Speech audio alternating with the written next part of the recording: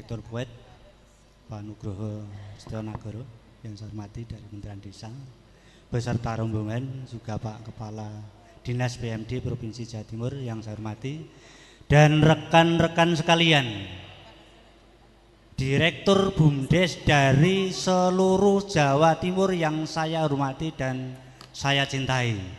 Tepuk tangan dulu. Ya, saya sangat terima kasih sekali dan berbangga hati atas kehadiran Bapak Ibu sekalian pada acara siang hari ini. Mudah-mudahan dengan berkumpulnya kita bersama nanti bisa menelurkan rekomendasi kepada Kementerian Desa agar tidak ada lagi BUMDes yang mangkrak. Nah, saya akan menyampaikan sedikit materi, paling 15 menit paling pentok, agar menjadi pemicu untuk diskusi nanti. Dan nanti akan diberikan materi-materi lain yang digunakan untuk menjadi solusi bagi BUMDes di seluruh Indonesia. Sebelum saya menyampaikan, perkenalkan yang mungkin kita selama ini baru kenal di media. Saya yang namanya Yanto. Ya, anak saya 2. Satu alumni UGM, satu alumni di Perawat Bedah, sehingga semua sudah besar-besar. Saya fokus di BUMDes. Ya, saya fokus di BUMDes. Secara pribadi usaha saya sejak dulu berpuluh-puluh tahun di EO, persewaan, sound system, tenda kursi dan sebagainya, juga catering dan perdagangan. Sehingga saya sejak muda, sejak mulai kuliah, memang ini sudah terbiasa berterjun di bidang bisnis. Ini saya dari BUMDes Maju Mandiri Desa Bejiharjo, Kecamatan Karangmojo, Kabupaten Gunung Kidul, di kawasan Gua Pindul. Ya, saya mengelola kawasan Gua Pindul yang sekarang juga ikut pameran di sini. Bukan pameran, tapi jualan produk BUMDes. Ya, nanti silahkan dicoba bakso goreng, dan itu merupakan produk dari unggulan kami. Langsung kita masuk pada materi Bapak Ibu. Nah, Bapak Ibu, kita sadar betul bahwa BUMDes itu adalah badan usahanya miliknya desa. Badan usaha miliknya desa. Miliknya desa. Sehingga kalau kita mengaca pada BUMDes yang sudah maju, yang sudah terkenal, dan sudah omsetnya di atas 1 miliar, ya, kita mengaca di sana, itu bisanya maju kuncinya itu ada beberapa. Ya, ada beberapa faktor yang harus kita perhatikan. Pertama, ya,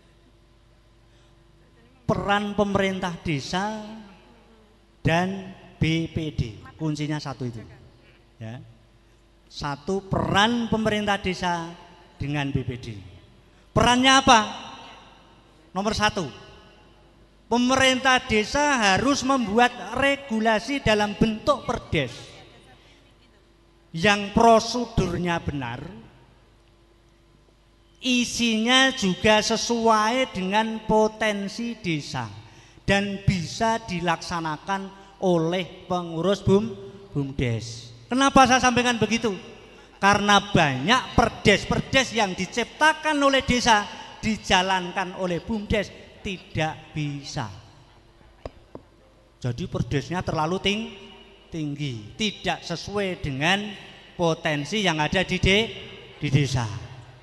Maka tugas pemerintah desa membentuk tim. Setelah tim perumus itu membuat satu draft perdes maupun juga ADART, terus disahkan dalam Musdes dengan prosedur benar, tidak hanya sekedar untuk memiliki perdes. Nomor 1. Yang kedua, tanggung jawab pemerintah desa ini harus memberikan penyertaan modal yang cukup sesuai dengan perdes yang dibuat. Nah ini sekali lagi memberikan modal yang cukup sesuai perdes yang dikeluarkan tanpa syarat. Banyak Pak Dir, jatuhnya BUMDes itu karena kepala desa tidak mau memberikan penyertaan modal. Syaratnya terlalu jelimet, terlalu banyak aturan dan sulit dilaksanakan oleh pengurus BUMDes. Penyakitnya di sini. Betul? Betul Pak, karena saya muter-muter begitu. Iya. Ada Pak yang diberikan syarat, silahkan jalankan dulu, Anda berjuang, setelah jalan tak beri modal. Mana bisa usaha seperti itu? Nggak mungkin. Betul? Betul, nggak mungkin. Tempat saya apa bisa mencontoh? Bisa. Di tempat saya setelah ditandatangani perdes dan di SK-kan pengurus BUMDes saya dan kawan-kawan, itu langsung ditandatangani penyertaan modal tanpa syarat 500 juta. Kenapa? Karena perdesnya berbunyi harus menjalankan 5 usaha sekaligus. Jadi pemerintah desanya ya sembodo. Tidak asal membuat perdes, tidak dimodali. Penyakitnya itu ketemu. Saya minta acung jari. Yang penyertaannya modal pelit di mana ngacung jari. Ya, rada pendek. Ini, ya penyakitnya di situ Pak. Ya, hampir banyak yang mati suri karena desanya pelit memberikan penyertaan modal. Ini.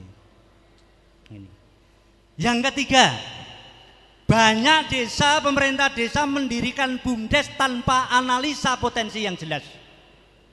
Tidak melibatkan seluruh komponen, tidak melibatkan seluruh lembaga, tidak melibatkan tokoh masyarakat, sehingga analisa potensi desa itu tidak terkelola dengan baik.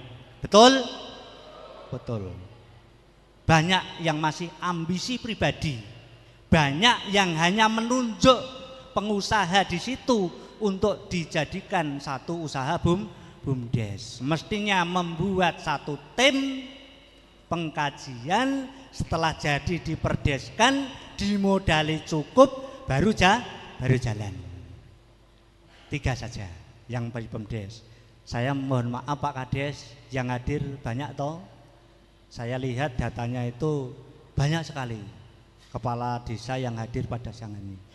Saya mohon dengan sangat tidak usah ragu-ragu. Setelah pertemuan ini segala konsep untuk penyertaan modal di BUMDes secara cukup sesuai perdes dan ADART-nya. Nah, komponen yang kedua, sumber mangkraknya BUMDes itu terletak dari pengurusnya. Lebih fokus lagi pada pelaksana operasional atau jajaran direksi. Satu penyakitnya dari pemerintah desa yang tadi, yang komponen kedua kita juga akui dari pengurus BUMDes. Apa saja? Semua desa yang BUMDesnya maju. Kok saya berani lantang seperti itu gimana? Kalau tempat saya, pegawai saya yang terlibat di BUMDes, di wisata saja 2.005 orang. Semua fokus di BUMDes. Nah, sehingga permasalahan yang satu ini, hampir seluruh BUMDes yang maju itu karena pengurusnya fokus mengurus BUMDes, full time mengurus BUMDes. Tidak hanya kalau ada waktu. Nah, jadi imbang. Tidak hanya nuntut pemerintah desa, tapi kita sebagai pelaksana operasional fokuskan itu. Apakah Pak Yanto sudah tempat saya 11 pengurus itu 100% tidak bekerja yang lain. Usahanya sendiri malah dilimpahkan pada tenaga. Saya 100% siang malam pagi sore mikir BUMDes bagaimana agar berkembang. Fokus full time di BUMDes. Coba ngacung jari, sekian ratus BUMDes itu yang sudah fokus, ngacung jari direkturnya. 1, 2. Ternyata baru 2 Pak Dir. Nah, dari 300 peserta lebih yang ngakui fokus di BUMDes baru 2, penyakitnya ketemu 2, gitu. Pemerintah desanya mendirikan, prosedurnya kurang, modalnya kurang, pengurusnya ora fokus. Ini. Yang kedua, pengurusnya desa-desa yang BUMDesnya maju itu pasti punya jiwa kewirausahaan yang baik. Pasti itu, nggak ada yang tidak. Pak Yanto apa iya? Iya, saya kuliah itu dari anak kurang mampu, dibayari masuk, bagaimana saya harus bekerja dari nol sampai lulus mencari biaya sendiri. Dan segala banting tulang pahit getirnya berusaha saya lakukan, dan semua saya